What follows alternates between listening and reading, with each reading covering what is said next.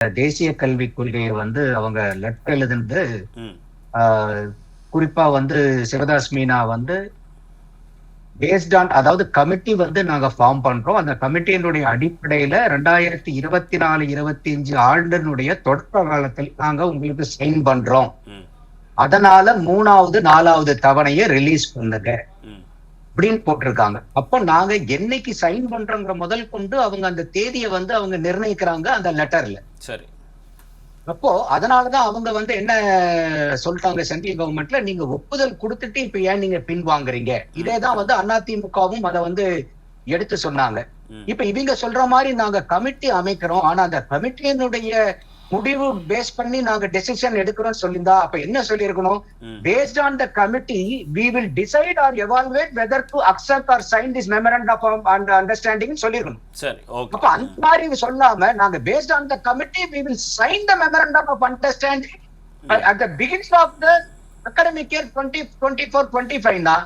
அது வந்து ஏறக்குறைய நீங்க ஒத்துக்கிட்டீங்க, அதனால நீங்க வேற 3வது 4வது தவணையை நீங்க கொடுங்கன்னு சொல்லிட்டு அது வந்து ஏற்புடையது இல்லை. அடுத்தது நீங்க இன்னைக்கு சமக்ரா சிக்ஷா அபியானுக்கும் இதுக்கும் நீங்க ஏன் வந்து இன்டர்லிங்க் பண்றீங்கன்னு கேக்குறீங்க. ஒண்ணு இல்ல, இப்ப நீங்க ஆன்லைன்ல இருந்தீங்கன்னா நீங்க போய் பாருங்க, மினிஸ்ட்ரி ஆஃப் எஜுகேஷன் அந்த வெப்சைட்ல நீங்க போனீங்கன்னா department of school education and லிட்ரஸில போனீங்கன்னா சமக்ர சிக்ஷா அபியான் இருக்கு. அதனுடைய குறிக்கோள் நோக்கங்கள் என்னன்னு போட்டிருக்கு அந்த எஸ்எஸ்ஏக்கு.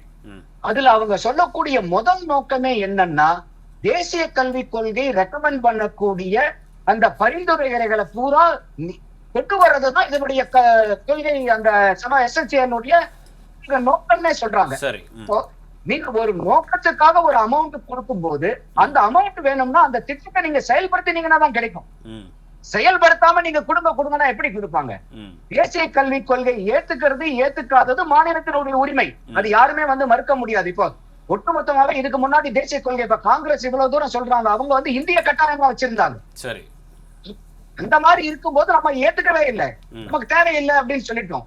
இது வரைக்கும் தேசிய கல்விக் கொள்கையை ஏத்துக்கல. நீங்க ஏத்துக்கிறதுக்கு வேண்டிய ஏத்துக்கணுங்கிற கட்டாயம் கிடையாது. ஆனா நீங்க ஒரு திட்டத்தை கொள்கையை ஏத்துக்காம அந்த கொள்கைக்கு உண்டான காசை மட்டும் கொடுனா எப்படி கொடுப்பாங்க? அதுதான் இங்க ஒரு கேள்வி. சரி.